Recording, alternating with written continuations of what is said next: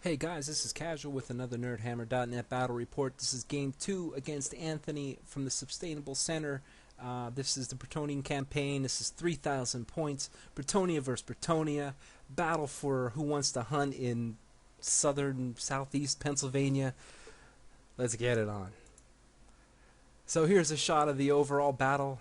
Does anything look more splendid than two almost fully painted, my fault for mine not being fully painted, fully painted Bretonnian armies on the table? Look so impressive. Anthony's lances look awesome. A lot of variety. I'm looking at this list and I see the 4 or 5 lances and I'm thinking, I don't think I have a I don't think I have a chance against this army. Like, what's my game plan against those lances? I mean, the range is incredible. You know, at least I have a lot of redirectors. This is the same list I played. Anthony's playing a different list. He's running heavens in this list. The way I'm thinking, at least I have redirectors. I have a couple Soladins, Mounted Yeomen. I have a couple solo Paladins on Pegasus.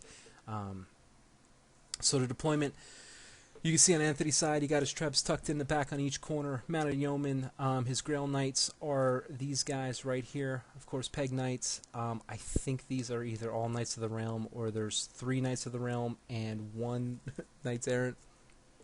I know this is BSB. I think this is his Lord's unit. You know, typical kit, always strikes first, heroic killing blow. Mounted Yeoman. My lines here. Probably should have brought my Lord's unit more centralized. I think the Mounted Yeoman and these guys could have switched and I would have been in a better position. I really liked this matchup, Grail Knights versus my Lord's unit. But I'm really kind of leaving my lines out to dry. You have 2, you know, peasant units here that are going to have leadership issues. At least, I mean, they can use the Knights, but still, it's not re-rollable leadership 10. Yeah, so I think my deployment here was off. I think I lost this game in deployment, to be honest. There's my broken Paladin and the rest of my lines. I got a lot of chaff on this side, and I'm okay with that because I think for his lines with how many lances he has, I'm really happy with, you know, what I have over here. And you see his lines as I described. And a close-up shot of his Knight Lances look awesome. Another close-up. So Vanguard's here. I decided not to Vanguard one of the Mounted Yeomen. I do bring these guys up a little bit. Not sure exactly why or what I was thinking. So turn 1, Anthony gets to go first, and this is the beginning of being completely outclassed by a better opponent. He brings his Pegasus Knights in here into the flanks where I have nothing that can countercharge him. I mean, I felt so stupid at this stage. He brings his Mounted Yeoman right in front of 2 of my units, the Knights Errant with the Flaming Banner and my Lord's unit. Again, completely outclassed. And as you can see, the rest of the lines, he brings his other Mounted Yeoman up, blocking two of my chaff units, and I'm just like, oh my god. Maybe I was on a high from the first game, and I was just like, yeah, man, I'm gonna go 2 for 2 against Anthony. Yeah, right. He had other plans, and he showed me how to play Bretonnia right now.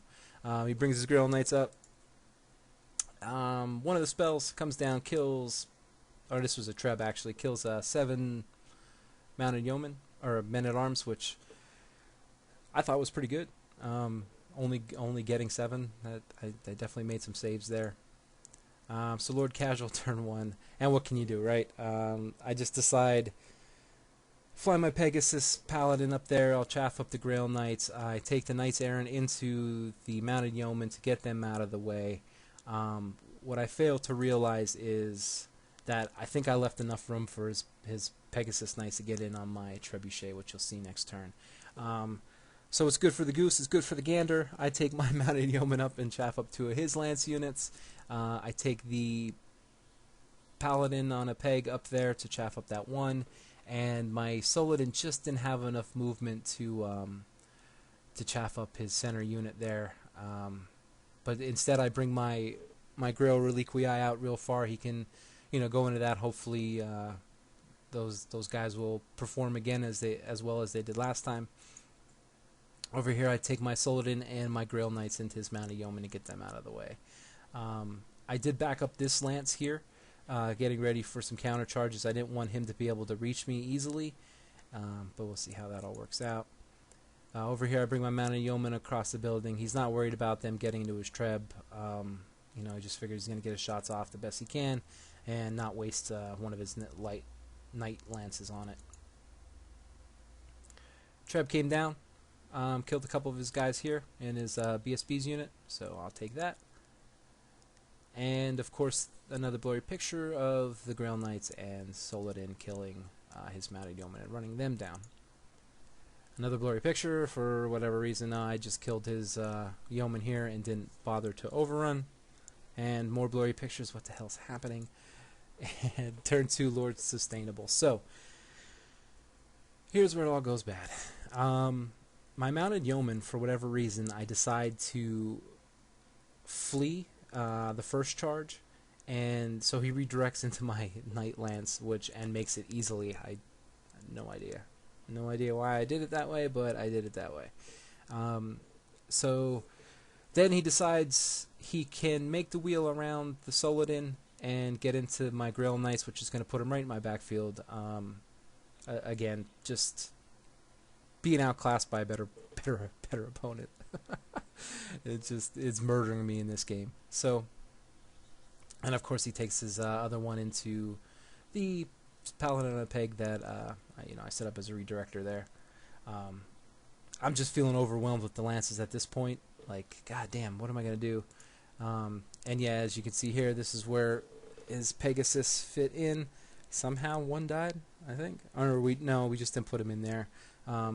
It was tight, but when you think about where the actual Treb is and not the base of the Treb, yeah, he can definitely fit in there. So, yeah, good play. And over here, he takes his Grails into my solo Paladin. Yeah, one of the spells come down, or a Treb, kill 2 of my Knights Errant. And after combat, my Paladin on a Pegasus takes 1 wound in a challenge and flees, and he decides not to chase him down and just reforms this direction. This is just a shot of the board. I think he got Curse of the Midnight Wind, or I forget. One that helps him, I guess. And if you see, this is the knight I painted for Anthony. There he is, right in the back. He's a traitor. Anyway, so yeah, that's a shot of the board. So after this unit killed the Grail Knights, this guy panicked and ran that way. So that sucks. He reforms. Now he has a nice flank charge into these Knights of the Realm. And yeah, my Grail Knights, they do stay on the board, so hopefully maybe they'll come back and rally. Might be too little too late. Don't really need them at this point. And yeah, after combat, his Pegasus Knights reform and face the rear of my entire army. Yeah, not ideal. When one of these units broke, the Grail Reliquii panicked and ran this way, which is blocking my Knights Errant and my Lord's unit from charging anything over here. So yeah, these guys are being jerks. This game, I am all chaffed up by myself, from myself. So that turn did not go as I would have liked. Lord Casual turn 2. This Pegasus Knight did not rally from the Grail Knight combat. He's getting close to the end of the board. I decided to take my Knights unit into his Grail Knights. This is the matchup I wanted. I think my Knights unit can do pretty well against his Grail Knights. But what this is doing is taking my Lord and my BSB way out of where the army needs them. My Grail Reliquii rallies. I rally the Peasant Yeoman and chaff up, I think this is his nice unit. Over here, yeah, chaff up this other unit with this other Soladin. My other Peg Pally does rally, so that's awesome. Unfortunately, I can't bring him over to help support these Knights who are sticking around. But, yeah, and I couldn't, with everything, these Mounted Yeomen were right here, and so I couldn't countercharge this unit with my men-at-arms. I mean, my chaff just absolutely dominated me this game. So over here, yeah, just showing those guys rallying. These yeomen do get in on a treb. That's awesome. Hopefully I'll take that out of commission. And I do. And reform to face the rear of this unit. Over here, not sure what happens. So, my lord goes in. He has 5 attacks with his potion of foolhardiness. And for my wound rolls, 4 6s. Yeah, boy. No armor save on those. Yeah, that's pretty amazing, and you'll never see that ever with a heroic killing blow lord. But yeah, my lord did it, and it was awesome. Great time for him to pull it out. And instead of letting the Grail Knights just run away, I decided to pursue and run them down. I do. My lord did take a wound. This I think was a mistake. I should have reformed, brought my leadership and my BSB reroll back into the fight. This cost. This didn't cost me the game, but this definitely didn't help my chances.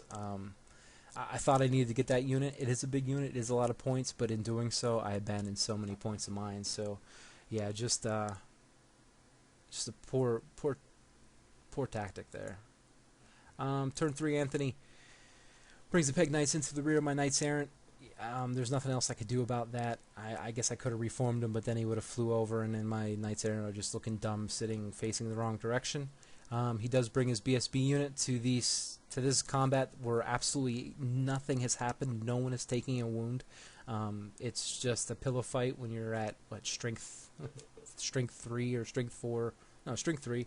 You know, with 2 up armor saves everywhere. It's just nothing's gonna happen without support. And Anthony's the first to get support there, so this is gonna be going his way, I think. Over here, he does does take the lance into my Soladin again, and of course I challenge out, and we'll see how that works out. He does take this into my yeoman unit. At this point, I really don't know. I'm on my heels. I really don't know how I can win this, and by pulling my general out the way I did, yeah, it really didn't give me a chance to salvage this game. It was just poor play on my part, I think. So over here, yeah, good fun picture of all those knights. And he gets a lot of buffs up on these units. I think I have Curse of the Midnight Wind on my unit.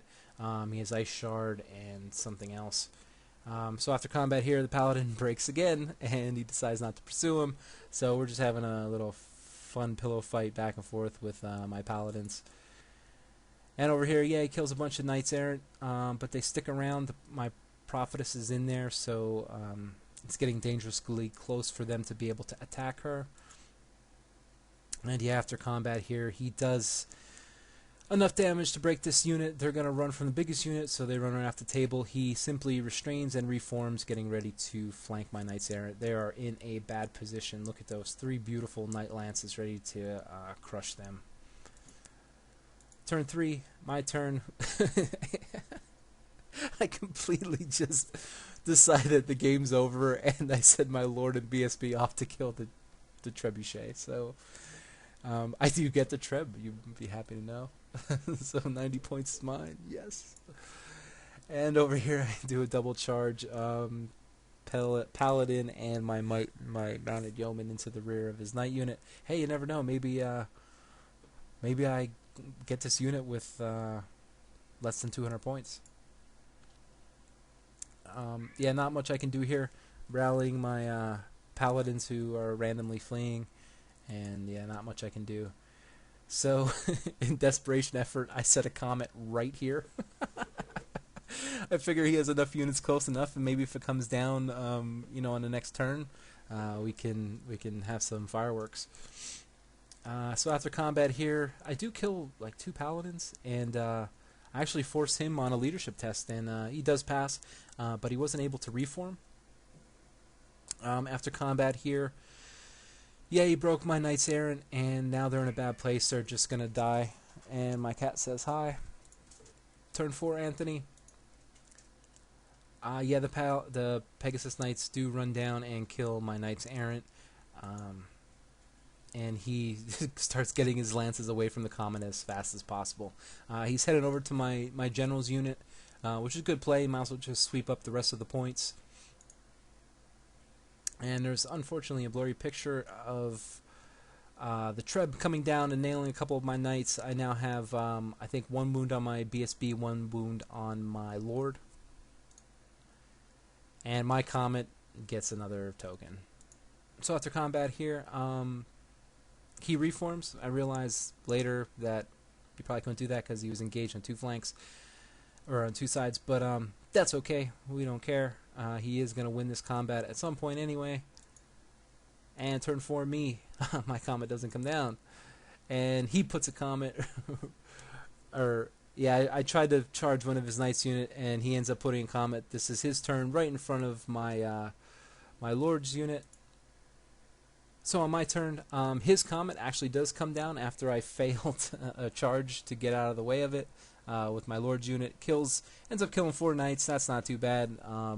My Paladin and Lord passed their lookout. One of my Trebs come down, kill a couple of his Knights, and apparently blew the head off of one of them. Right there. After combat, I think I put a Paladin into the flank of his BSB's unit. He broke, of course, after the challenge. This peg actually rallies, which is awesome.